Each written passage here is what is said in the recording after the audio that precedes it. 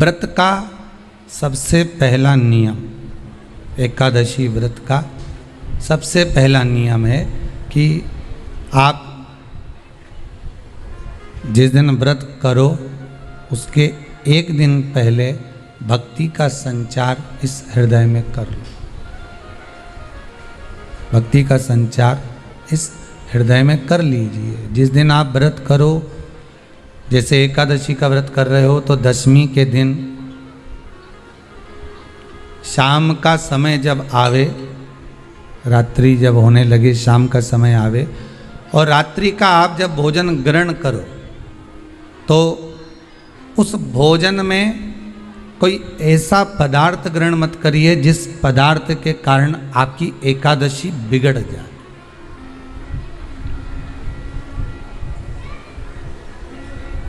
कोई बेकार भोजन हमें ग्रहण नहीं करना, श्रेष्ठ भोजन ग्रहण करिए दशमी के दिन। और एकादशी का दूसरा नियम बहुत ध्यान से सुनिएगा। जिस दिन आपकी एकादशी का व्रत हो उस दिन प्रयास करिएगा कि अपने हाथ से किसी भी वृक्ष की कोई पत्ती टूटे ना। अपने हाथ से किसी भी वृक्ष की, पौधे की, किसी भी वृक्ष की पत्ती अपने हाथ से ना टूटे। बहुत ध्यान दीजिएगा महाराज। एकादशी का ये दूसरा नियम है कि अपने हाथ से किसी पौधे की, किसी वृक्ष की, किसी डाली की कोई पत्ती टूटे ना, कोई पत्ती ना टूटे, इसका प्रयास करिए।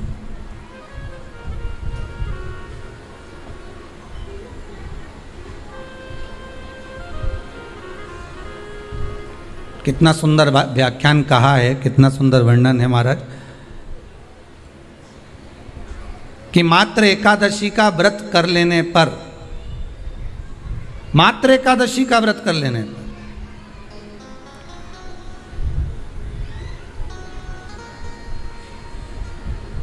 जो पूर्व में किया गया हमारा पाप कर्म है, हमने किसी जीव की हत्या करी है, हमने किसी को कष्ट प्रदान करा है, हमने किसी को अपशब्द कहा है, हमने किसी को ताने दिए, हमने किसी को आड़ा टेढ़ा कहा है, हमने किसी को गालियां दे दी है, मात्र एकादशी का व्रत ही कर लेने पर ये सारे जो दोष हैं वो समाप्त हो जाते हैं।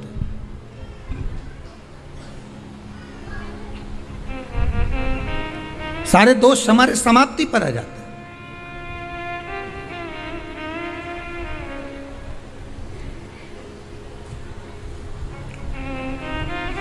अब एक विचार करिएगा थोड़ा सा अपने मन में, अपने चित्त में, अपनी वृत्ति में एक बात उतारिएगा। एक अपने मन में एक बात को उतार कर रखिएगा कि आप अपने पाप को, अपने पाप कर्म को जिस दिन क्षीण करने वाले हो, समाप्त करने वाले हो, अपने पाप को आप जिस दिन समाप्ति पर लेकर जा रहे हो तो उसके एक दिन पहले आपको प्रसन्नता होना चाहिए कि नहीं होना चाहिए कि कल मेरा पाप कटने वाला है, कल मेरा पाप समाप्त होने वाला है। जो मैंने पाप कर्म करा है वो समाप्त होगा, जो मैंने पाप कर्म करा है वो कल समाप्त हो जाएगा। तो एक दिन पहले आपके चेहरे पर प्रसन्नता हो कि ना हो।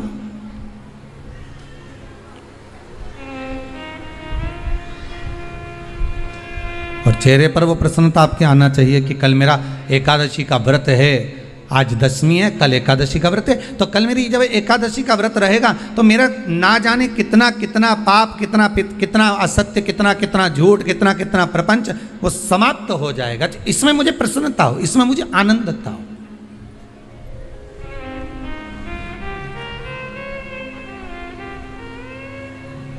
तो क्या कहा गया कि प्रयास करिएगा कि एकादशी के दिन कोई वृक्ष की, कोई डाली की, कोई कोपल की कोई पत्ती ना तोड़ी जाए। क्यों? तो कहा अगर उस पत्ती को हम तोड़ देते हैं, वृक्ष की पत्ती को या क्यारे में लगी हुई कोई डाली की पत्ती को हम तोड़ देते हैं तो एकादशी का पुण्य फल प्राप्त नहीं होता, एकादशी का कोई फल हमारे खाते में नहीं जाता, पुण्य फल प्राप्त। अब फिर भले तुम चाहे तुमने मोरदन खाया हो, चाहे तुमने फिर चिप्स खाई हो, चाहे तुमने फिर व्रत का कितना ही सामान खा गए हो और तुमने सोचा कि आज मेरी एकादशी है, तो फिर उसका कोई फल प्राप्त नहीं है, उसका कोई सुख प्राप्त नहीं है आपको, फिर उसका कोई आनंद प्राप्त नहीं है आपको, फिर उसमें कोई आनंद की अनुभूति आपको नहीं मिल रही है।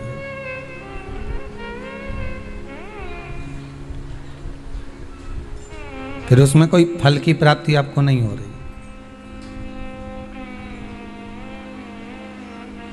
आस्था चैनल के माध्यम से जितने भी एकादशी करने वाले हैं और चतुर्थी का व्रत करने वाले हैं, बहुत ध्यान से आज की कथा सुनना कि एकादशी का आपसे आपके बच्चे पूछेंगे, मम्मी हम भगवान विष्णु का दर्शन करते हैं, हम राम जी का दर्शन करते हैं, हम कृष्ण भगवान का दर्शन करते हैं, हम भवानी माता का दर्शन करते हैं, हम शंकर जी का दर्शन करते हैं, हम सारे देवी देवताओं का दर्शन करते हैं, पर ये एकादशी माता तो कभी नजर ही नहीं आती।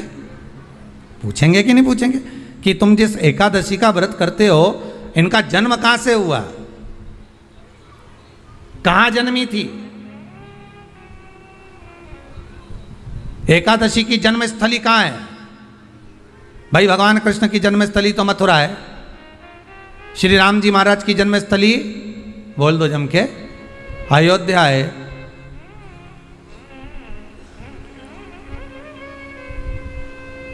कोई आपसे पूछ ले कि एकादशी की जन्मस्थली कहाँ है, तो आधे लोग तो बाल खुजाने में लग जाएंगे कि एकादशी आखिर पैदा कहाँ हुई थी, जन्म कहाँ लिया था, इसका जन्म हुआ कहाँ था, कहाँ जन्मी थी ये।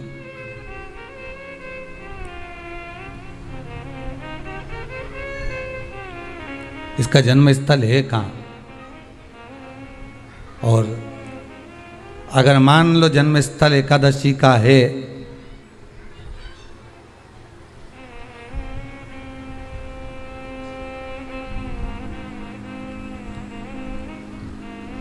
और एकादशी अगर जन्मी है, उसका जन्म हुआ है और दुनिया के लोग इतना व्रत करते हैं, उपवास करते हैं,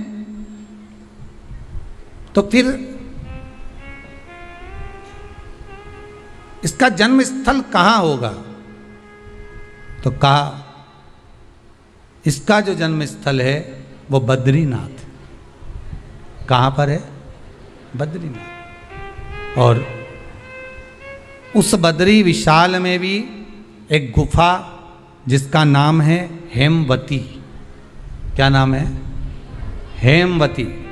उस गुफा में एकादशी का जन्म स्थल है। बद्री विशाल में हेमवती गुफा, जो 12 योजन अंदर प्रवेश करने जितनी है, 12 योजन की गुफा के अंदर, हेमवती के अंदर एकादशी का प्रागट्य हुआ था, एकादशी का जन्म हुआ था।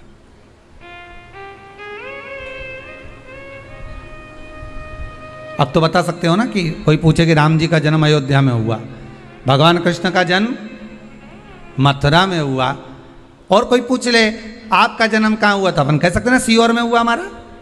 और आपसे कोई पूछे कहाँ हुए, तो कहीं इंदौर में हुए, कि देवास में हुए, कि भोपाल में हुए, कि मुंबई में हुए, कि पूना में हुए, आपका तो बता दोगे। पर बच्चे आपसे पूछ ले मम्मी तू इतनी एकादशी का व्रत करती है, एकादशी का तू व्रत करती है और सबको करा देती है कि वल्लभ कुल की एकादशी करो, भले बकरी जैसे चरो पर एकादशी करो, और सबको एकादशी कराया, तो कोई पूछ ले कि एकादशी का जन्म कहाँ हुआ था, तो आप कह सकते हो कि बद्री विशाल में, हेमावती में, बद्री विशाल के हेमवती गुफा के अंदर जो 12 योजन की गुफा है, उस गुफा में एकादशी का जन्म हुआ है। कब हुआ?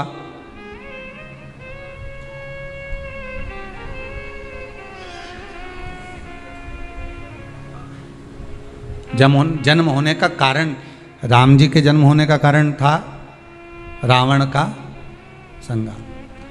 भगवान कृष्ण के जन्म होने का कारण था कंस का संहार। नरसिंह भगवान के जन्म होने का कारण, प्रकट होने का कारण था हिरण्यकशिपु का संहार। वराह भगवान के प्रकट होने का कारण था कि पृथ्वी को जल पर लाकर ठहराना, हिरण्याक्ष का संहार।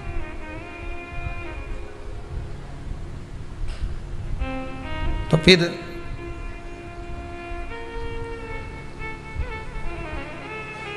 इसके जन्म का कारण क्या है? तो कहा इसके जन्म का केवल एक कारण है। सतयुग में, अब एक और बात का बहुत ध्यान दीजिएगा महाराज, सतयुग एक बार नहीं हुआ कि तुम सोचो कि सतयुग के बाद में द्वापर त्रेता आ गया, त्रेता के बाद द्वापर आ गया, द्वापर के बाद कलयुग। एक सतयुग नहीं है, एक त्रेता नहीं है, एक द्वापर नहीं है, ना जाने कितने कितने सतयुग निकल गए, ना जाने कितने कितने द्वापर त्रेता कलयुग, ना जाने कितने निकल गए।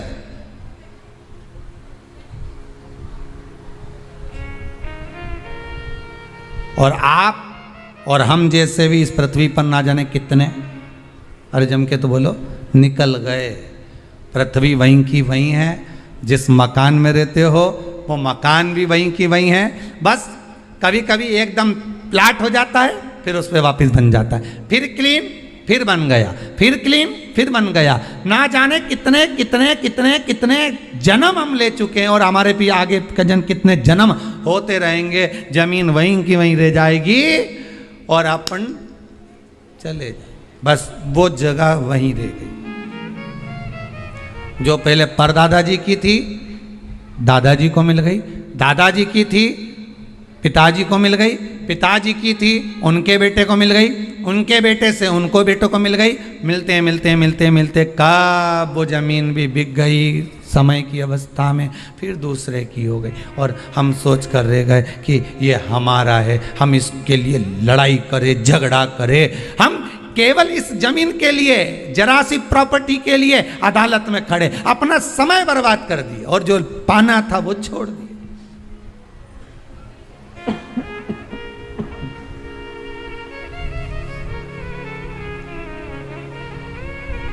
जो पाना था वो छोड़ दिया हमने।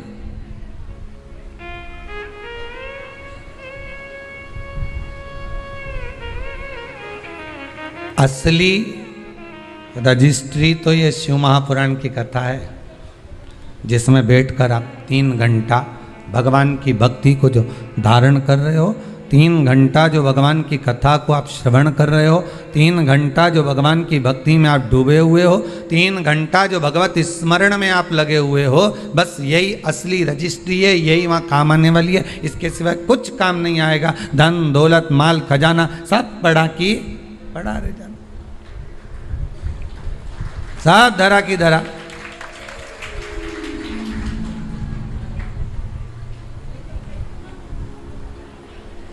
रह गया। वो एक लाइन आप लोग स्मरण करते होंगे, सज धज के जिस दिन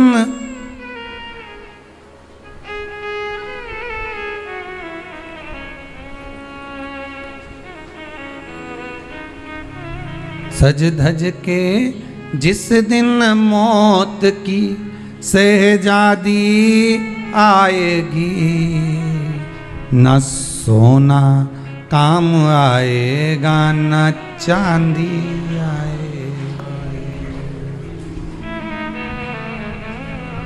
अलमारी में धरा की धरा रह जाएगा, लॉकर में पड़ा की पड़ा रह जाएगा। लॉकर में पड़ा की पड़ा है, अलमारी में धरा की धरा है। कपड़े भी सारे घड़ी बने की बने रहे, कपड़े भी धरे की धरे रह गए और सब पड़ा रह गया। कि छोटा सा तू कितने बड़े अरमान हैं तेरे, मट्टी का तू सोने जैसे मान है तेरे। मट्टी की काया एक दिन मट्टी मिल जाएगी, न सोना काम आएगा न चांदी आएगी, न सोना काम आएगा न चांदी आएगी। सज धज के जिस दिन मौत की सहजादी आएगी, ना सोना काम आएगा ना चांदी आएगी, ना सोना काम आएगा ना चांदी आएगी। सब पड़ा रह जाएगा, धरा की धरा रह जाएगा, सब पड़ा की पड़ा रह गया, जीव चला गया। झगड़ा करा, लड़ाई करी, विवाद करा, खूब झगड़े पर मिला क्या? इतनी सी जमीन है, इतनी।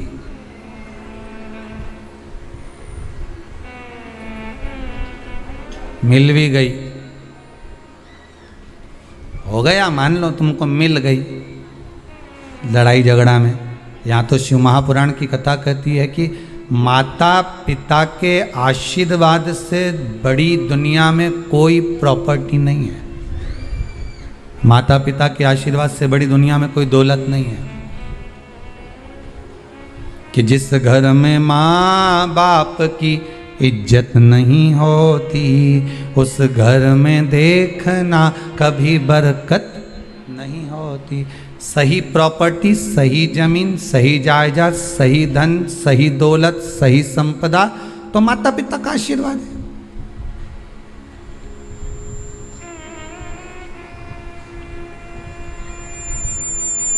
सही दौलत तो वही है, सही जायदाद तो वही है। अब प्रयास करना एकादशी के दिन कोई पत्ती ना टूटे। अगर आपको तुलसी के दल की भी जरूरत है तो आप दूसरे से कह सकते हो कि मुझे तुलसी का दल ला दे।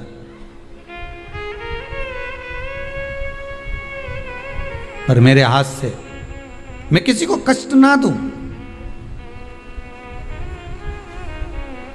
कितने तपबल से एकादशी की उत्पत्ति हुई है, कितने तपबल से।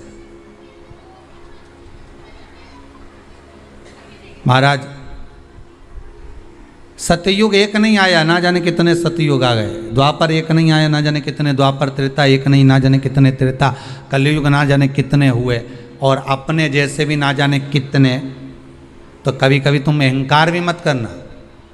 अपने भीतर ये अभिमान नहीं आना चाहिए कि आपके बराबर कोई दान नहीं कर सकता। किसी के भीतर ये अहंकार ना आए कि हमारे बराबर कोई ये नहीं कर सकता, हमारे बराबर ये कोई बोल नहीं सकता, हमारे बराबर ये कोई होड़ नहीं कर सकता। नहीं नहीं, अहंकार को छोड़ दो।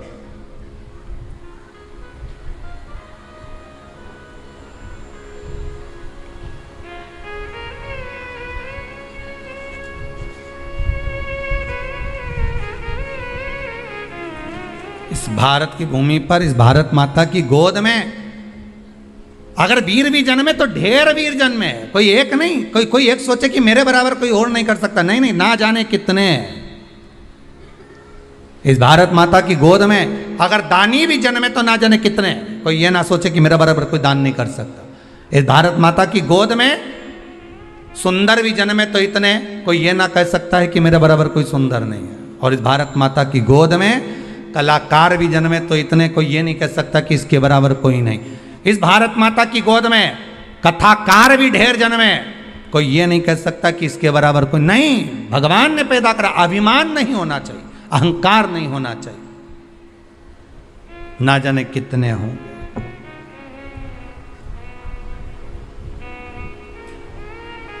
ना जाने कितने।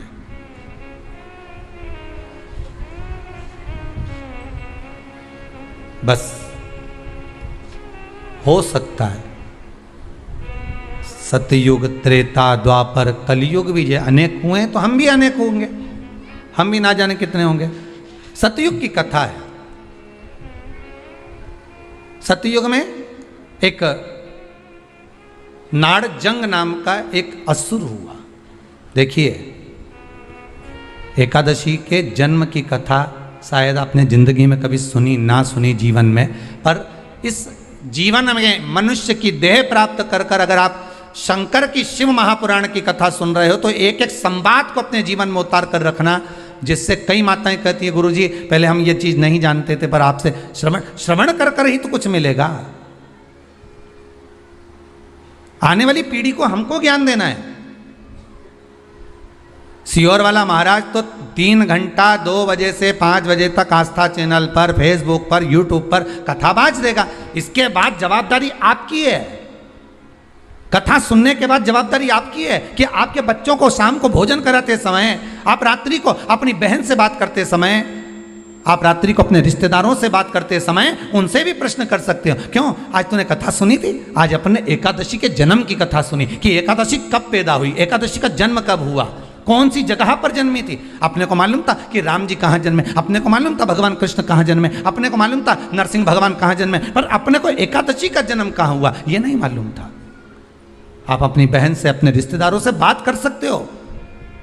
3 घंटे की कथा तो आप यहाँ श्रवण कर लेते हो आस्था चैनल के माध्यम से, फेसबुक और यूट्यूब के माध्यम से। इसके बाद की जवाबदारी आपकी है कि इस कथा का प्रसाद आप किस किस को दे रहे हो। आप कथा का फोन लगाकर किस किस को बोल रहे हो कि 2 बजे से 5 बजे तक कथा आ रही है? सुनो, व्रत शिव महापुराण की कथा है। व्रत उपवास जो अभी तक करते आए हैं उसी को सुन रहे हैं कि अब कैसे करना चाहिए। करते तो आए पर उसको करना कैसे। कहाँ जन्म ले लिया तो कहा महाराज बद्रीनाथ। कब जन्मी एकादशी? एकादशी का जन्म कब हुआ तो कहा एक नाड़ा जंग नाम का सुर था, राक्षस, जिसके पुत्र का नाम था मुर। क्या नाम है? मुर। मुरदैत्य।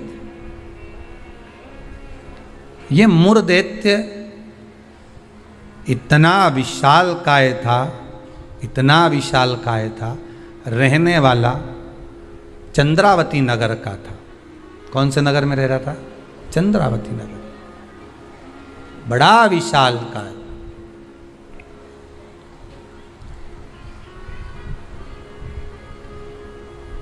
इसमें बल इतना था, इतना बल था कि एक दिन मुरदैत्य ने तप साधना कर कर, दान पुण्य कर कर, स्मरण कर कर सारा पुण्य अपने खाते में रख लिया। आपको कल कथा में कहा था, उद्यापन करना मतलब उतने व्रत का पुण्य अपने खाते में जमा कर लेना, फिर वो समाप्त नहीं हो सकता।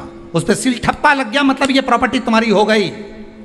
उद्यापन करना मतलब ये इतने व्रत तुम्हारे खाते में चले गए। अब ये व्रत तुम किसी को ना तो कहीं जा सकते हैं ना छिन्न हो सकते, क्योंकि उसका तुमने उद्यापन कर दिया, उस पर सील ठप्पा लग गया, उसकी रजिस्ट्री हो गई, वो आपका हो गया।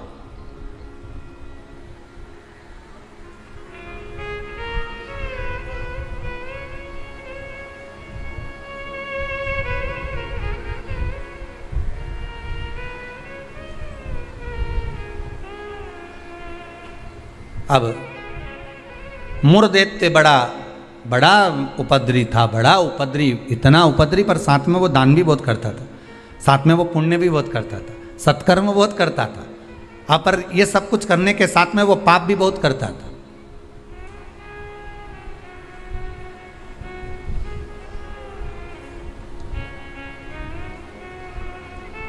बहुत पाप करता था, पुण्य के साथ में पाप भी बहुत करता था। होता है व्यक्ति पुण्य के साथ में पाप कर भी देता है। शंकर जी के मंदिर में लोटा भर के पानी चढ़ाने गया और मन में विचार कर कर गया, बताओ अपने आप को कैसी इत्र आ रही है। दूसरे को देख के अपन तुरंत उसी समय पे पाप कर लिया। बताओ अपने आप को कितनी इत्र आ रही। अरे अरे वो इतरा रहे, इतरान दे, तू तो अपना शंकर जी के जल चढ़ाने, हरि ओम बोलने, नमः शिवाय बोलने अपने घर जा। तेरे को क्या करना कि इतरा रही ने कहीं कर रही, वो करे करना। तुम तो शंकर जी भजो, शिव नाम जपो, शंकर का स्मरण करो और भगवान का भजन करके अपने घर जाओ बस। पर मुरदैत्य पुण्य भी करता था तो पाप बहुत करता था। इतना पाप कर्म था, इतना पाप कर्म था कि वो घबराए नहीं, बस पाप ही पाप में लिप्त हो जाए। समय आया, एक बार ये मुरदैत्य पहुंच गया अमरावती। अमरपुर भगवान वैकुंठ अधिपति के उस भवन में, जहां 33 कोटि देवता सदा विराजमान रहते हैं, ऐसे सुंदर आनंद में भगवान के धामों में पहुंच गया। और जिस इंद्रलोक में जाता तो इंद्र को पकड़कर जमीन पर फेंक देता। अब बहुत अच्छे से सुनिएगा महाराज, देवता ऊपर जब युद्ध करते थे और युद्ध के मैदान से नीचे गिरते थे तो मृत्यु लोक में नहीं आते थे। कहाँ नहीं आते थे? मृत्यु लोक में। पर मुर दैत्य इतना बलवान था कि देवताओं को जब पकड़कर फेंकता था तो किसी लोक में नहीं जाते थे, मृत्यु लोक में ही जाते थे। अब बल देखिए कितना प्रबल होगा। कोई लोक नहीं, ऊपर से फेंका तो डायरेक्ट नीचे।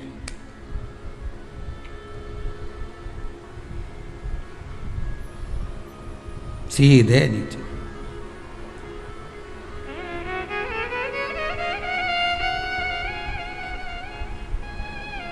जितने लोक उतने देवता, और जितने लोक उतने देवता।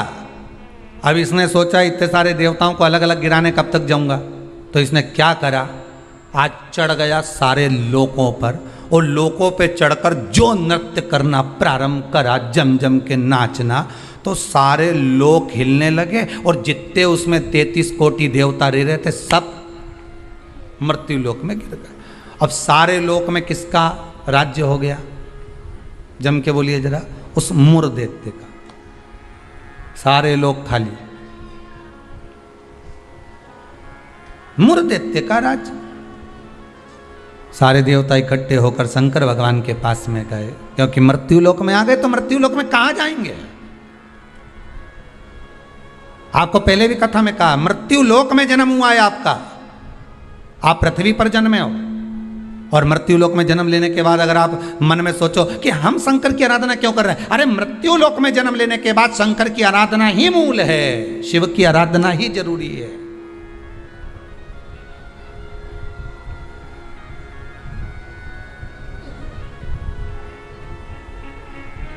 कहां जाएं, किससे कहें?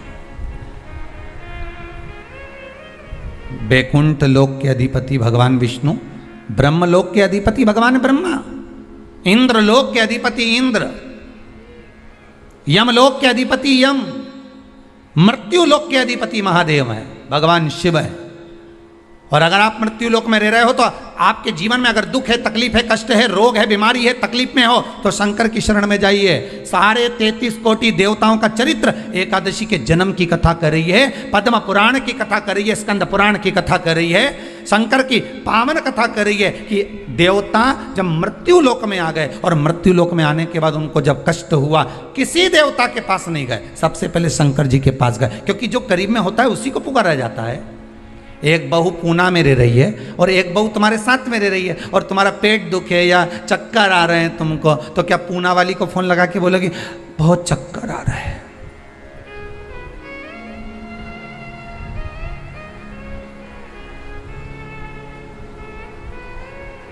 पूना वाली आएगी?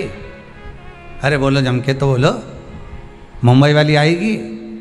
भाई इंदौर वाली जो जहाँ रह रही है वो नहीं आएगी, और जो जिससे कहना था उससे तो कहा नहीं, जो पास में रह रही है जरा सी देर में आवाज़ लगा देती, दरवाज़ा भड़क देती, घंटी बजा देती, चिल्ला कर बोल देती, फ़ोन कर देती, आवाज़ लगा देती और कह देती बेटा जल्दी आप बहू दौड़ कर आ, दौड़ कर आ, दौड़ कर आ।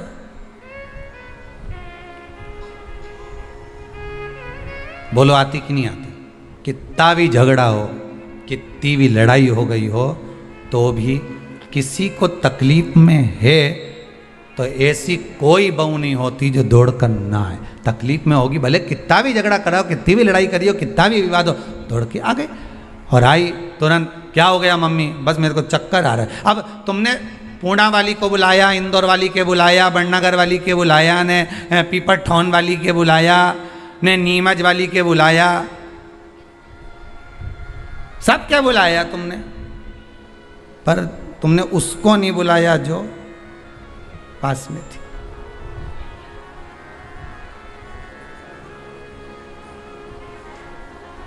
जो नजदीक में थी।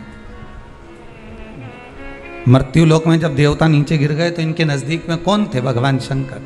जब शंकर भगवान नजदीक में थे तो सारे देवता शिव जी के पास दौड़ कर गए, भोलेनाथ जी के पास दौड़ कर जाकर हर हर महादेव, हर हर महादेव, हर हर महादेव। जैसे ही हर हर महादेव बोला, शंकर भगवान के नेत्र खुल गए। शिव जी ने पूछा कैसे आना हुआ ये तो बताओ। कहा महाराज जी ये वो मुर दैत्य ने हम सबको नीचे पटक दिया। अच्छा तो फिर क्या चाहते हो? बस उस मुर दैत्य का संहार कर दो। शंकर भगवान बोले मुर दैत्य का संहार मैं करूंगा?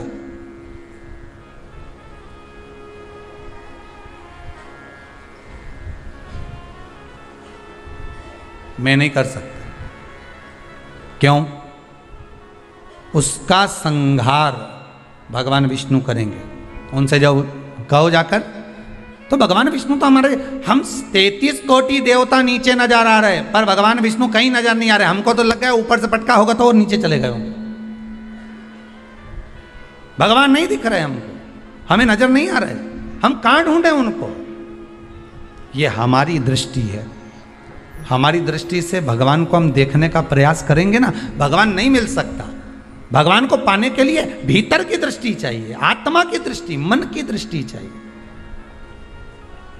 हमारी दृष्टि पे तो चश्मा लगा होता है।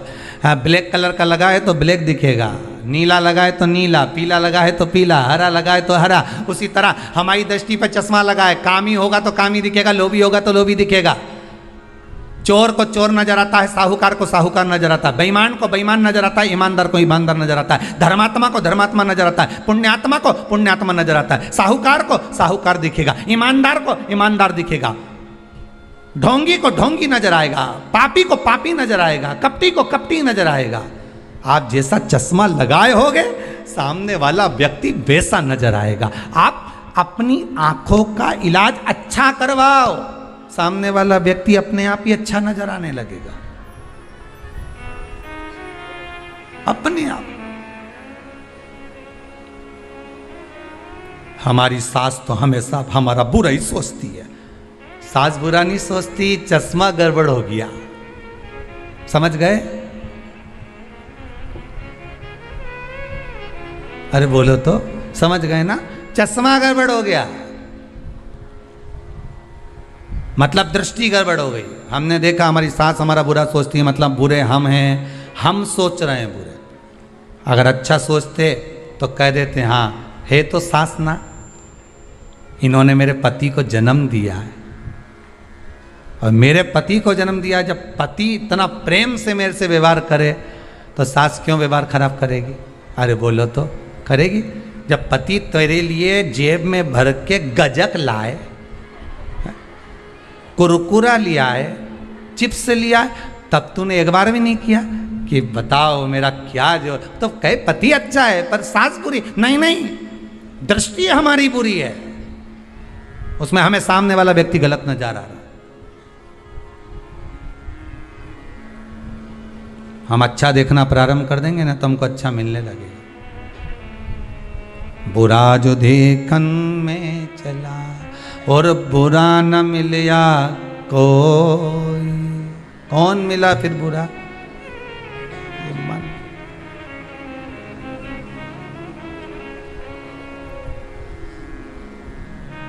इस मन को बुरा कर, मैं नहीं मार सकता मुर्दैत्य को, भगवान विष्णु मारेंगे। भगवान विष्णु कहाँ मिलेंगे? क्षीर सागर में शयन कर रहे हैं, जाइए। सारे देवता पहुंच गए क्षीर सागर, प्रभु कृपा करिए। भगवान विष्णु ने पूछा क्या हुआ? वो मुर्दैत्य ने आक्रमण कर रखा है, सांप को उठा उठा के पटक दिया, एक भी नहीं बचा, सारे लोग खाली पड़े। अच्छा फिर मां कौन बैठा है? तो क्या मुर्दैत्य बैठा अकेला? हाँ,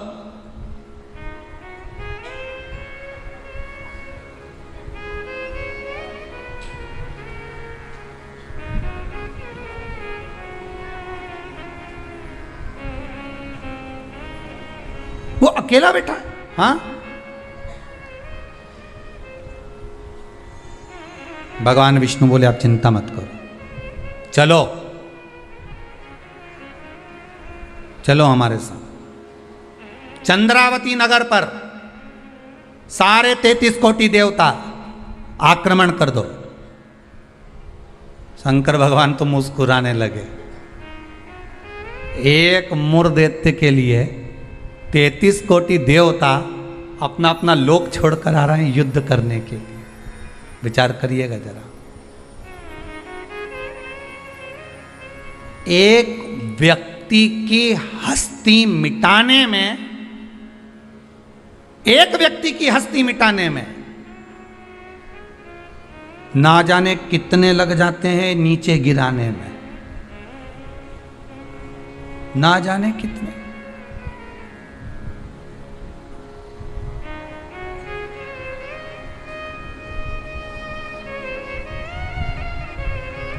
जब व्यक्ति मर जाता है तो दुनिया के लोग रोते हैं, बेचारा मर गया। और जो मर गया उसको वापिस जिंदा कर दे भगवान तो फिर खो जाते हैं, फिर उठ गया, वापिस उठ गया। फिर ना जाने कितना मेहनत करेगा, कितना कमाएगा, ना जाने कितनी बिल्डिंग बना लेगा, ना जाने कितना धन जोड़ लेगा, खो गए। मरा तो रो गए। संसार का नियम है। एक व्यक्ति की मूर्धदेत्य की मात्र हस्ती को मिटाने के लिए सारे आ गए, पर 33 कोटि देवता 15 मिनट नहीं लगे मूर्धदेत्य को। 15 मिनट में मूर्धदेत्य ने सारे देवताओं को हिला दिया, भाग गए। सारे 33 कोटि देवता भाग गए। तब भगवान विष्णु अकेले युद्ध के मैदान में थे, अकेले युद्ध के मैदान। और अकेले भगवान विष्णु जब युद्ध के मैदान में युद्ध प्रारंभ करा, भगवान ने उठाया सुदर्शन चक्र और भगवान ने उठाकर सुदर्शन चक्र को फेंका। मूर्धदेत्य के जितने जितने असुर थे, जितने राक्षस थे, सबका संहार करने के लिए फेंका। फेंक तो दिया, सारे जितने असुर थे वो मर भी गए, पर मूर्धदेत्य इतना प्रबल था कि उसने एक फूंक मारी, सबको जीवित कर दिया। भगवान विष्णु आश्चर्य में पड़ गए, गजब गजब। ये एकादशी के जन्म की कथा है।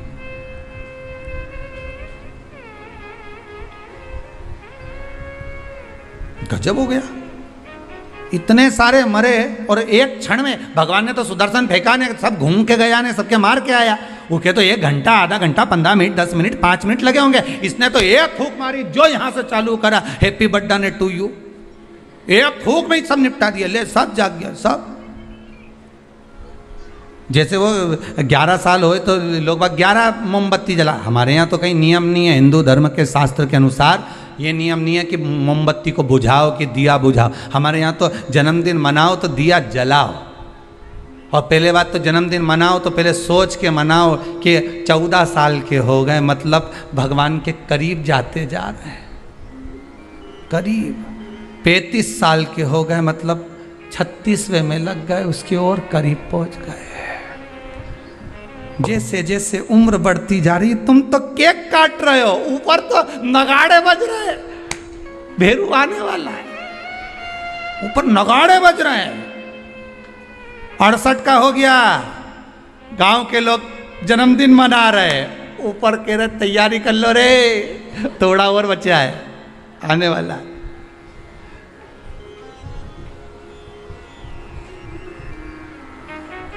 कई लोग पूछते हैं तो गुरुजी क्या हम जन्मदिन नहीं मनाए? हमने कहा मनाओ। तो आप तो ऐसा बोलते हो। हमने कहा जन्मदिन मनाना मतलब हम तो समझ जाते हैं कि ये जन्मदिन इसलिए मना रहे हो क्योंकि तुम्हें खुशी है भगवान के पास जाने की, इसलिए मना रहे हो कि अब हम भगवान के और करीब हो गए, हम और करीब हो गए, हम और करीब हो गए। अरे जन्मदिन आता जाए तो विचार करते जाओ कितने साल निकल गए। ना राम नाम लीनो ओ तूने भरी जवानी में, तो डूब के मर जा रे चुल्लू भर पानी में। अरे काय जन्मदिन मनाओ तो विचार करिए कि हमारा जन्मदिन हम क्यों मना रहे हैं, किस लिए मना रहे हैं, कहाँ जा रहा है, हमारा समय निकले चले जा रहा है। ना राम गाए, ना कृष्ण गाए, ना शंकर का स्मरण करा, यूं ही गवा दिया। और बच्चा कुचा था तो जन्मदिन आदि रात को मेन रोड पे गाड़ी को खड़ा करके बोनट पे केक रख के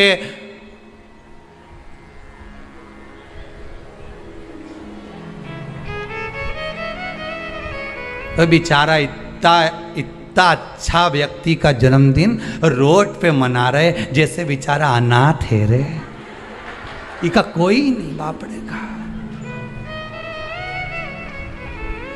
उसके घर में उसकी मम्मी है, उसके घर में उसके पिताजी हैं, उसके घर में उसका भाई है, उसके घर में पूरा परिवार है, और जन्मदिन कहाँ मना रहा है? रोड पे। हैप्पी बर्थडे टू यू, क्योंकि अनाथ है तो जन्मदिन रोड पे मन रहा है। अगर अनाथ नहीं होता तो जन्मदिन उसके माता पिता को खड़े रखकर मनाते कि इस माता ने जन्म दिया है तेरे जैसे बेस्ट फ्रेंड को, इसको जन्म दिया है, इस माता ने मेरे दोस्त को जन्म दिया। खुश होते कि माता पिता ने जन्म दिया। सबसे पहले जन्मदिन पर अगर पूजन करना है तो माता पिता के गले में माला पहनाओ कि इनने तुम्हें जन्म दिया है, तुम्हारे जैसा व्यक्ति इसने पैदा किया है, तुम्हारे जैसे जीव को इसने जन्म दिया है। तुम्हें जो दोस्त मिला, तुम्हें जो फ्रेंड मिला, जो तुम्हें, समझ गए, भेरू के भेरवी ने भेरवी के भेरू मिल गया। तो जिसने जन्मदिन की खुशी उनके सामने मना।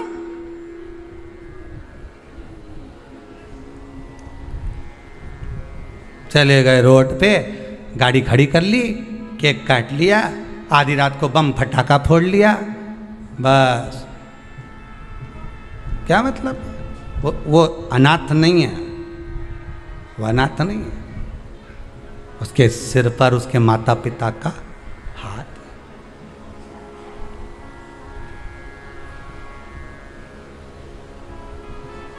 ने एक फूंक मारी केक की,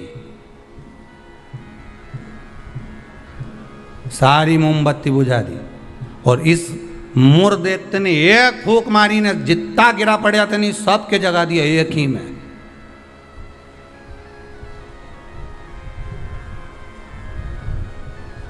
मेरे को तो लगे वो कहीं कहीं का बाबा जोगी और नहीं हो, नहीं जिसके यहाँ झाड़ा लगवाने लोग जाएं, एक फूंक मार दो उठी क्या। तो ये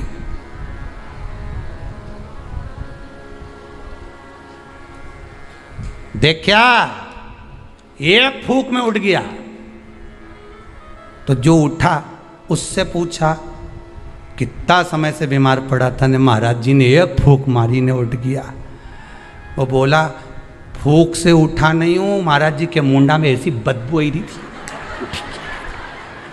एक बार में उठ गया। इसलिए भगा, ये दूसरी मार देगा फूंक तो निपटी जाऊंगा, तो मैं जाऊं। और के कह गया महाराज जी के कान में, कहीं पायरिया की कहीं बीमारी बीमारी तो नहीं है मुंडा में? एक फूंक में उठ।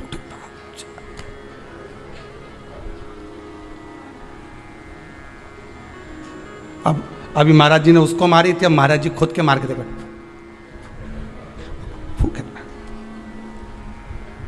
मुर देते ने जो फूंक मारी ने सब पड़िया ने सब उठी गया एक साथ, सारा की सारा उठ के बैठ गया। अब तो भगवान भी सोचे अब क्या करें। भगवान ने सुदर्शन को वापस लिया, गदा का प्रहार करा। गदा युद्ध हजारों वर्ष तक चला मुर्दैत्य के साथ, 1000 वर्ष तक गदा युद्ध चला है भगवान विष्णु का। गदा युद्ध में जब भगवान विष्णु हार गए तब मल्लाह युद्ध प्रारंभ हुआ। कहते हैं हजारों वर्ष निकल गए, 10, 20, 25, 50,000 वर्ष केवल मल्लाह युद्ध में निकल गए भगवान विष्णु के, तो भी नहीं हारा। आखिरी में भगवान विष्णु की हापड़ी थोड़ी ऊंची, भगवान विष्णु को लगा कि ये हार नहीं रहा। भगवान विष्णु थक गए, क्योंकि ये मुर्दैत्य तो पत्थर जैसा था और मेरे नारायण कमल जैसे कोमल थे। भगवान एक जगह जाकर बैठे, लक्ष्मी जी ने, पद्मावती जी ने, माता लक्ष्मी ने जाकर पूछा नाथ हुआ क्या है? भगवान कह रहे हैं मैं थक चुका हूं, हजारों वर्ष से युद्ध लड़ रहा हूं पर तू ये हारता नहीं है। तब लक्ष्मी मैं आता हूं तो रुक। लक्ष्मी जी को क्षीर सागर में रोका और भगवान नारायण दौड़ कर गए बद्री विशाल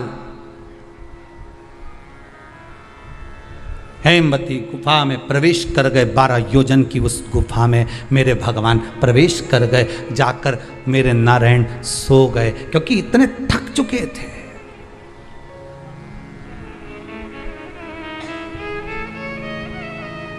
इतने थक गए थे और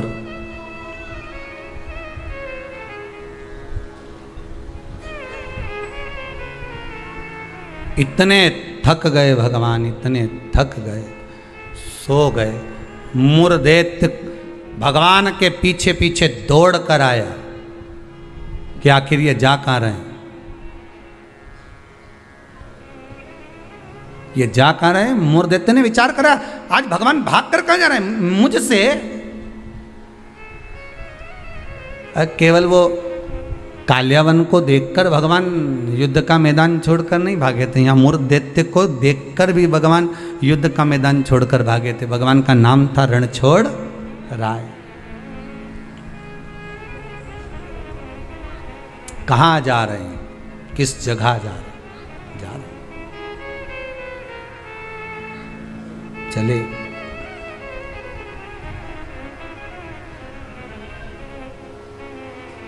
गुफा में मूर्धेत्य ढूंढते ढूंढते उस हेमवती गुफा के अंदर प्रवेश करने लगा।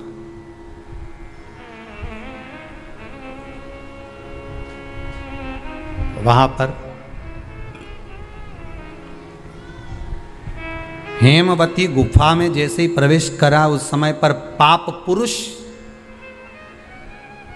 कौन सा पुरुष है?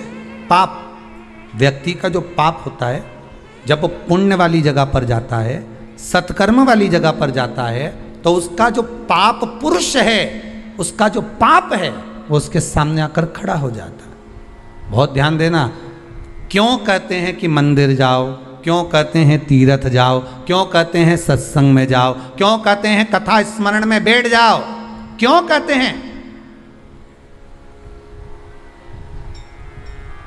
हमारा जो पाप है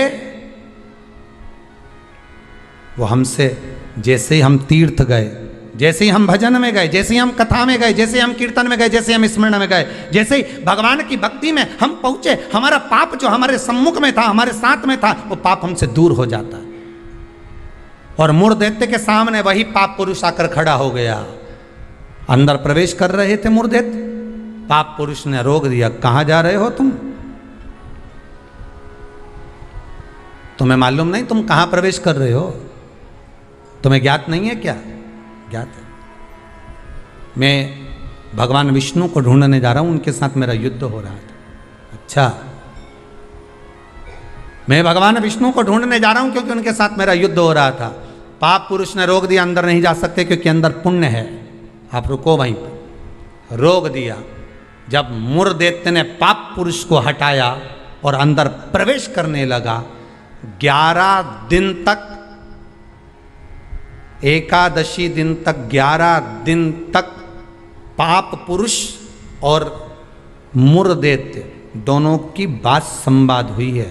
पाप सामने है, मूर्धेत्य प्रवेश कर रहा है, बीच में पाप अड़ा पड़ा है। और वहीं बस उस 11 दिन में क्या हुआ कि 11 दिन में भगवान विष्णु के शरीर से एक स्त्री ने जन्म ले लिया। एक कन्या ने, एक स्त्री ने, एक नारी प्रकट हो गई। नारी प्रकट है। मार्गशीर्ष मास कृष्ण पक्ष एकादशी के जन्मदिन की तारीख बता रहा है। जैसे भादो कृष्ण अष्टमी, किसका जन्म है? भगवान कृष्ण का। चैत्र की नवमी, बोलते जाओ, राम जी का। कोई आपसे पूछे कि एकादशी का जन्म कब हुआ था? मार्गशीर्ष मास की सुंदर कृष्ण पक्ष की एकादशी के दिन, जब 11वां दिन था भगवान को सोते हुए, तब भगवान के शरीर से एक कन्या ने, एक स्त्री ने जन्म लिया। 11वें दिन जन्मी, इसलिए भगवान आगे इसका नामकरण संस्कार करेंगे, उसका नाम एकादशी रखेंगे।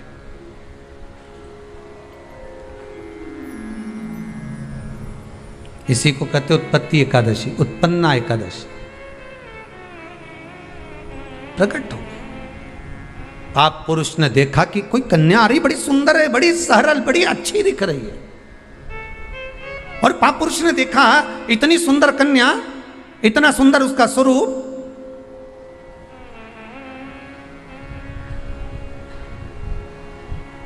कईयों के मन में बड़ा प्रश्न होता है महाराज जी, कई माताएं बहुत प्रश्न करती हैं, कहती हैं गुरुजी क्या एकादशी का व्रत केवल वेधव्य नारी करती है?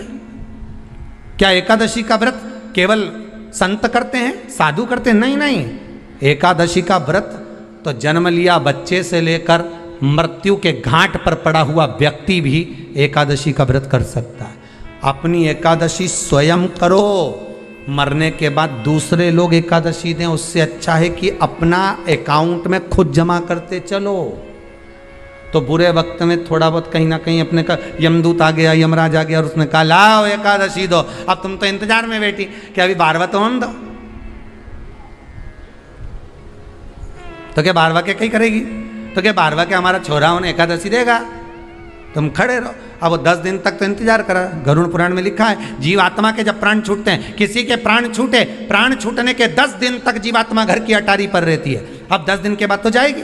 अब तुम तो कह रही अभी रुक जाओ रे, अभी कहाँ जा रहे हो? अभी एकादशी मेरे को मिलेगी, हमारा छोरा देगा, बहू देगी, बड़ी बहू देगी, छोरा देगा, पोता देगा, पोती देगी, नाती देगा, पंती देगा। और पंडित जी जब बैठे संकल्प दिलाया, बोलो तुम्हारे दादाजी के कितनी एकादशी दोगा? तो क्या हमने 5 दी, कोई के हम 14 दी, कोई के हम 10 दी, कोई के हम 3 दी, कोई के हम 2 दे दिए। तो कहीं दादाजी कहीं भिखारी था?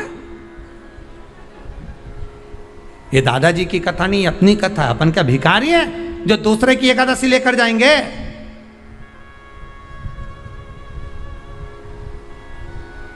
अपन अपनी एकादशी खुद करो, स्वयं एकादशी करो, फिर कहूंगा भले बकरी जैसे चरो, पर एकादशी कर। स्वयं अपने लिए एकादशी करो। जिस समय पर जाएं तो इंतजार नहीं करना पड़े कि रुक जाए, 12वां तो होने दे, अभी एकादशी पंडित जी संकल्प छुड़ाएगा ना जब मिले। नहीं हम तो अब भी ले के जाए। तो क्या ले चल, मैंने तो खूब करी, पूरा साल की एकादशी करी, तुझे क्या ही मालूम रही है यमराज? चल चल मुझे ले चल। और एकादशी की मृत्यु दीजे द्वादशी को दान, और वृंदावन की लकड़ी दीजे दोनों हाथ, मारा द्वारिकारा नाथ, मारा 4 भुजारा नाथ, द्वारकारा नाथ मारा 4 भुजारा नाथ। जो मांगो दीजो मरने, दीजो भर भर हाथ, मारा द्वारिकारा ओ द्वारकारा नाथ, मारा 4 भुजारा नाथ।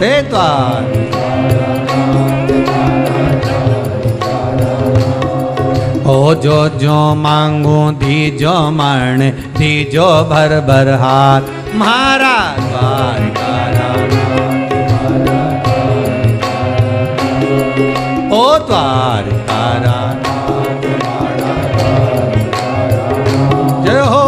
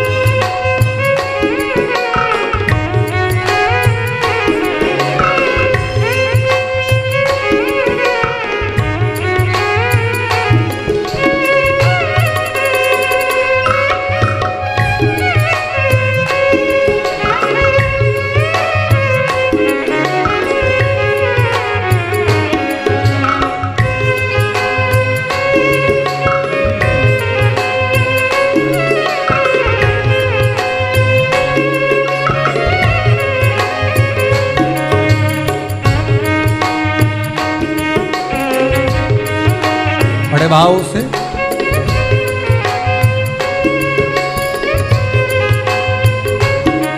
ओ एकादशी की मृत्यु दीजे द्वादशी को दान, एकादशी की मृत्यु दीजे द्वादशी को दान, ओ एकादशी की मृत्यु दीजे द्वादशी को दान, एकादशी की मृत्यु दीजे द्वादशी। अरे वृंदावन की लकड़ी दीजे दोनों हाथ, मारा द्वारिकारा नाथ, मारा द्वारिकारा नाथ, द्वारिकारा नाथ, मारा ओ जो मांगो दीजो मण दीजो भर भर हाथ मारा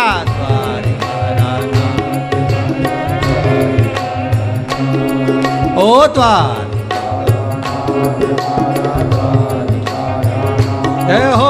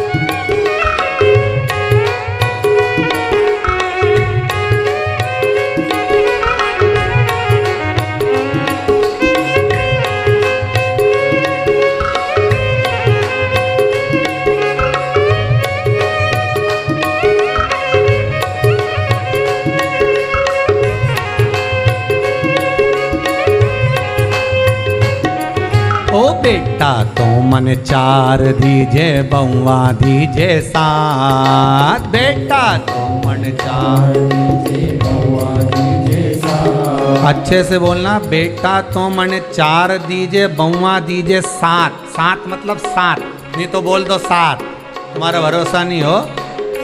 ओ बेटा तो मन चार दीजे बउआ दीजे सात बेटा तो मन चार दीजे बउआ दीजे सात। अरे पोता तो मन ऐसो दीजे दीजे फूल गुलाब मारा द्वारिकानाथ मारा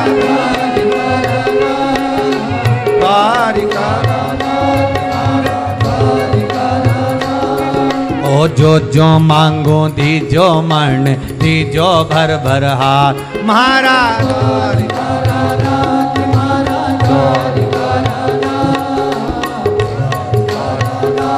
मारा द्वारिकानाथ।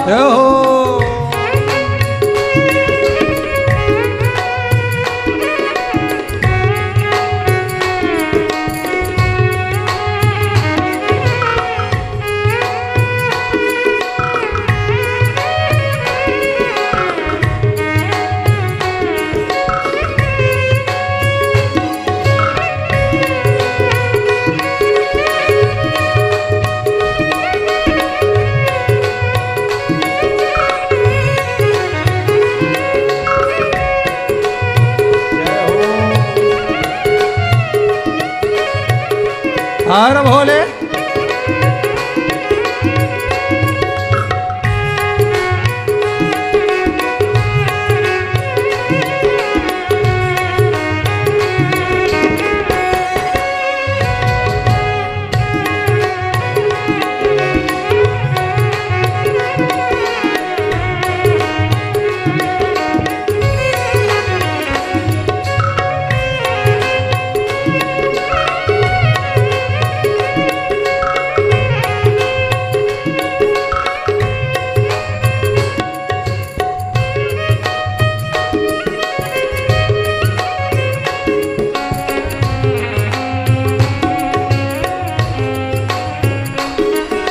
सुमति तो दीजे लाला कुमति हटा जो जी सुमति तो दीजो लाला कुमति हटा जो जी। अरे सुमति तो दीजे लाला कुमति हटा जो जी सुमति तो दीजो लाला कुमति हटा जो जी। अरे लक्ष्मी तो मन ऐसी दीजे दीजे भर भर हाथ मारा द्वारिकानाथ मारा द्वारिकानाथ द्वारिकानाथ मारा द्वारिकानाथ। ओ जो मांगो दीजो मण दीजो भर भर हाथ मारा द्वारिकानाथ मारा द्वारिकानाथ। ओ द्वारिकानाथ मारा द्वारिकानाथ। द्वारिका राजा।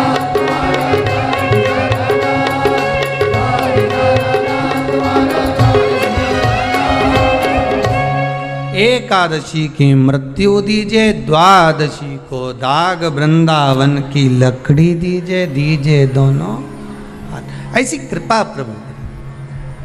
एक सुंदर जो स्त्री का जन्म हुआ, जो कन्या का जन्म हुआ, जो एक सुंदर स्त्री जो जन्मी है, भगवान विश्राम जो कर रहे हैं, सो रहे हैं,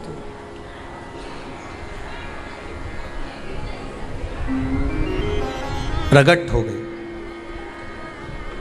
एकादशी का जन्म मार्गशीर्ष मास कृष्ण पक्ष एकादशी उत्पन्ना, उत्पत्ति एकादशी प्रगति। पाप पुरुष एकादशी को देखा, भाग गए। कितना सुंदर व्याख्यान वर्णन है, जरा ध्यान दीजिएगा कि मात्र एकादशी का दर्शन ही पाप पुरुष ने करा और वो भी भाग गया। घर में अगर कोई एक व्यक्ति एकादशी का व्रत करता है तो उसके घर में पाप प्रवेश नहीं करता। ये देखिए कितना सुंदर व्याख्यान। पाप पुरुष भागा। मुरदैत्य सामने खड़ा था। जैसे ही सुंदर स्त्री को देखा, मुरदैत्य ने हाथ आगे बढ़ाया।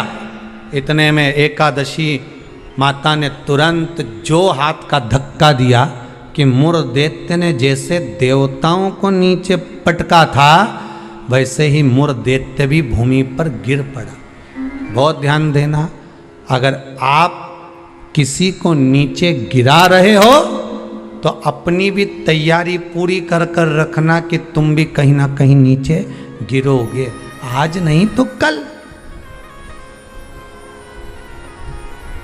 आप किसी के लिए खड्डा खोद रहे हो, तैयारी कर रखना, एक दिन आपके लिए भी तैयारी होता है।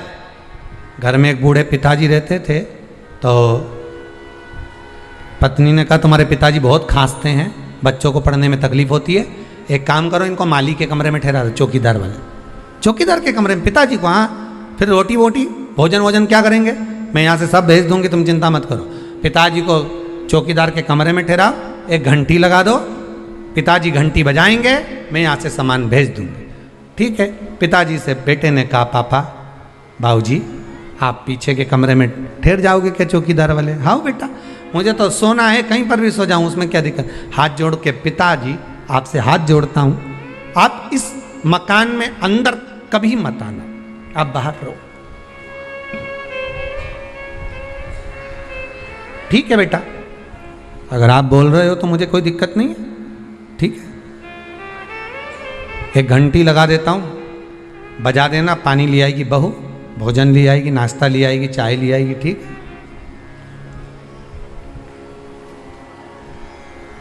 घंटी लगा दी, पिताजी घंटी बजाते, बहू सामान भेज देती। एक दिन पिताजी ने घंटी नहीं बजाई, बेटे ने कसम दी थी अंदर मत आना मकान। बेटा शाम को आया, पत्नी से पूछा क्यों, पिताजी को चाय भोजन नाश्ता वगैरह दिया? पिताजी ने घंटी नहीं बजाई, हो सकता उनके पास रखा होगा। बेटा शाम के समय पिता के कक्ष में जाकर देखता है, पिता पलंग से जमीन पर पड़े हुए थे। पूछा, जल का छींटा दिया, बेहोशी में पिता थे, उठे, क्या हो गया पिताजी? पिताजी बोले, प्यास लगी। पानी नहीं पिया क्या आपने? भोजन नहीं किया? नहीं, मैंने खूब घंटी बजाई पर कोई सामान लेकर नहीं आया। बेटे ने घंटी बजाकर देखी तो घंटी नहीं बज रही थी। पिताजी घंटी तो बज नहीं रही है। पिताजी बोले, मुझे लगता है घंटी के तार को ऊंदरा ने कतर दिया होगा, चूहे ने कतर दिया होगा, इसलिए घंटी नहीं बज रही होगी। बहू का दोष नहीं है बेटा। बेटा बाप को पानी पिलाता, इतने में बाप चला गया, मर गया, प्राण छूट गए, अंतिम संस्कार हो गया, 10 दिन पूर्ण हो गए, सफाई होने लगी।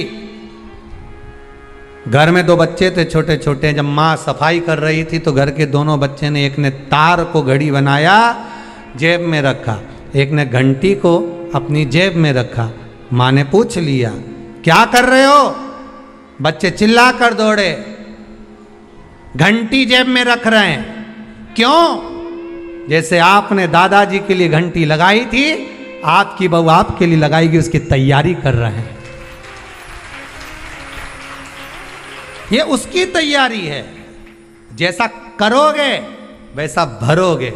किसी के ऊपर उंगली उठाओगे, ये बाकी की उंगलियां आपकी साइड जाएगी, एक दिन आप पर भी उंगली उठाई जाएगी।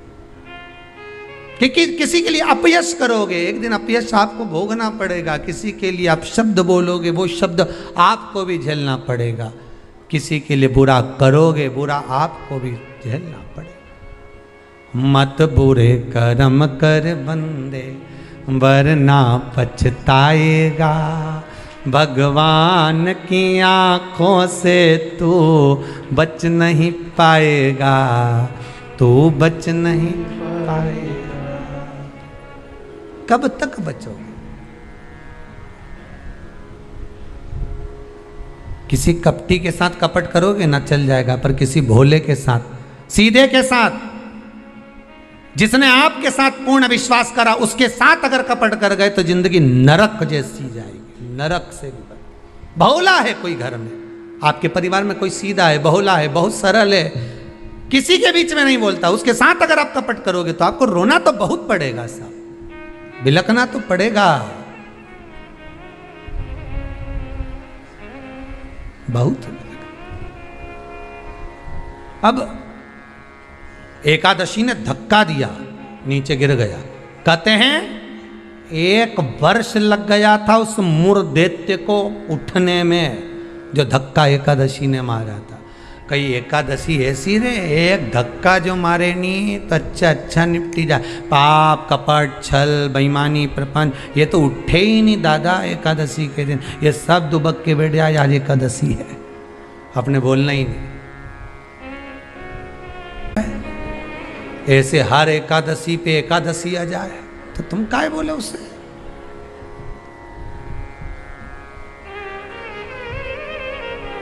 और फिर वो आंखों दिखाए जम के, समझ लेना एकादशी माता आज गुस्से में है। तो क्यों बोलने जाओ तुम उसको? जो धक्का दिया उठा ही नहीं, उठा फिर आया झगड़ा करने के लिए। एकादशी ने जो पछाड़ा, कहते हैं सिर के इतने टुकड़े हो गए थे कि बीनना भी मुश्किल थे मुर्दैत्य के, प्राण छूट गए। पाप पुरुष सामने आकर खड़ा हो गया। फिर आया एकादशी ने तो केवल अपने केश का एक भाग हवा में उड़ाया, इतने में तो पाप पुरुष भागा, भगवान के पास जाकर उठाया। उठो उठो प्रभु, बहुत देर सो लिए, उठ जाओ जरा जल्दी उठ जाओ। भगवान बोले तू कौन है? मैं पाप पुरुष, पाप हूं मैं, तो तूने मुझे क्यों जगाया? ये एकादशी तो मुझे परेशान करके रखी है। घर घर में लोग एकादशी करे और मुझे प्रवेश नहीं करने दे। अब तुम बताओ क्या करूं? भगवान ने कहा चिंता मत कर, अन्न के अंदर जाकर बैठ जा। एकादशी के दिन जो अन्न खाएगा, बस पाप पुरुष उसी में प्रवेश कर जाएगा, पाप पुरुष उसी में प्रवेश करेगा। तू अन्न के अंदर जाकर बैठ जा, ठीक है?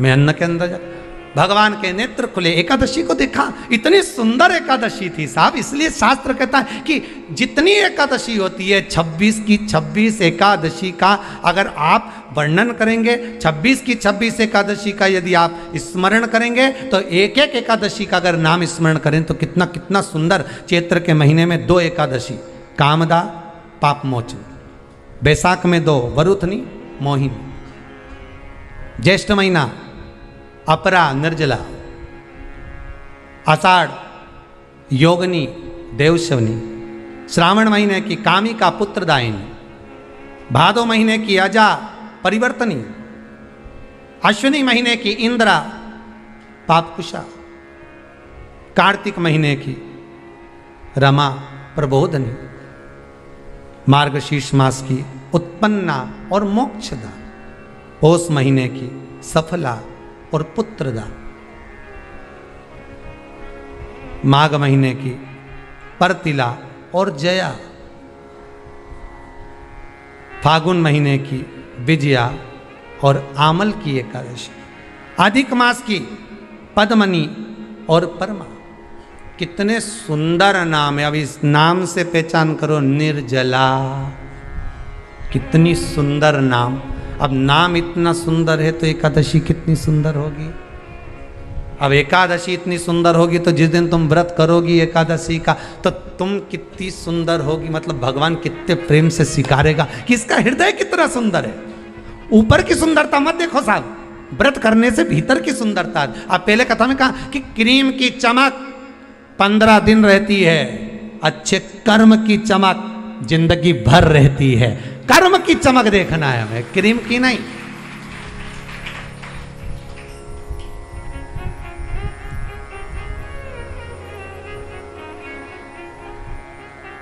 एक क्रीम वालों पे तो केस लगा देना चाहिए कि हम इतने काले थे अभी तक गोरे नहीं हुए।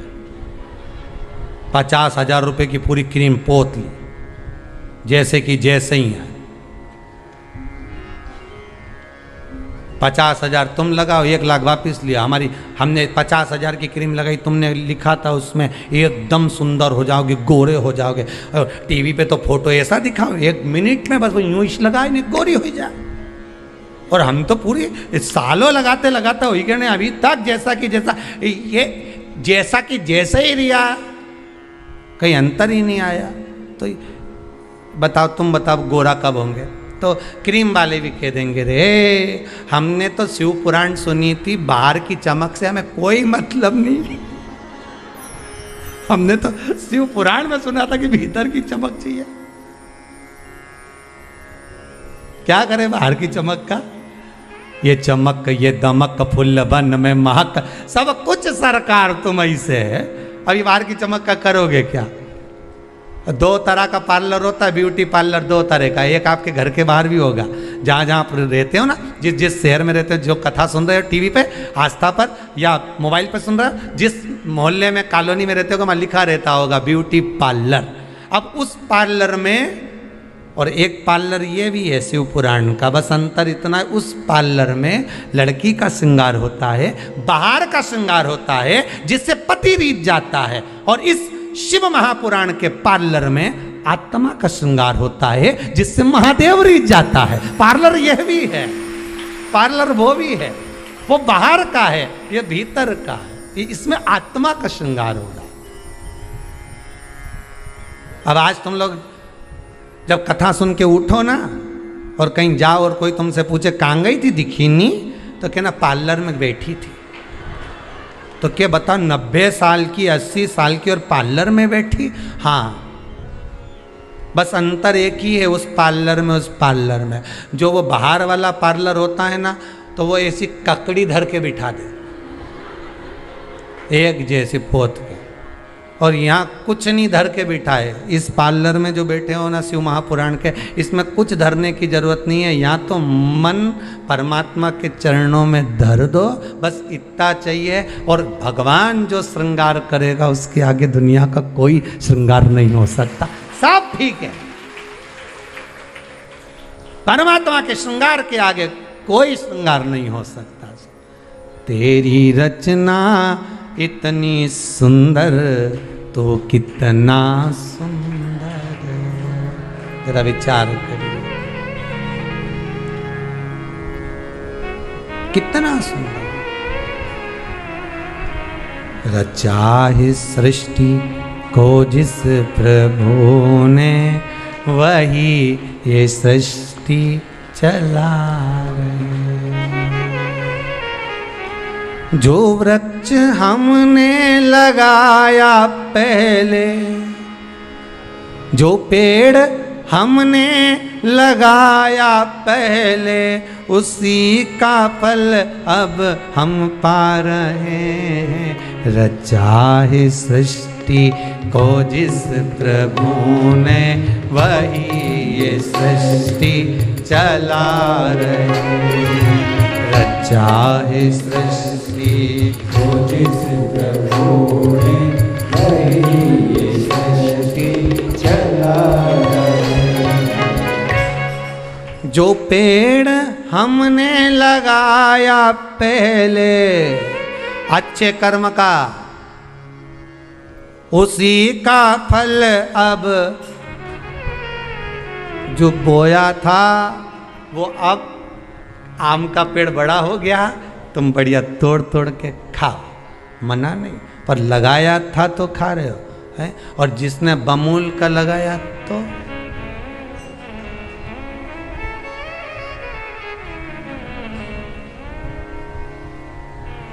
जो पेड़ हमने लगाया पहले और कांटा चुभ गया, उसी का फल अब हम पा रहे हैं। रचा है सृष्टि को जिस प्रभु ने, वही ये सृष्टि चला। ये उसी का कितना लेवल मिलाता, देखो तो सही। लोग कह रहे थे जनसंख्या बढ़ गई, जनसंख्या बढ़ गई। भगवान ने कहा चिंता मत करो, 2 लेहर में सब बराबर, काहे का टेंशन लेते हो। और अभी तो तीसरी की तैयारी चल रही है, तुम्हारा क्या विचार है रे? जितने कथा सुन रहे हो टीवी पर, विचार है आएगी? क्यों नहीं आएगी? क्योंकि शंकर जी की कथा लगातार चल रही है, नॉन स्टॉप, तो वो भी रुकी हुई है। भगवान भी इंतजार में बैठा है।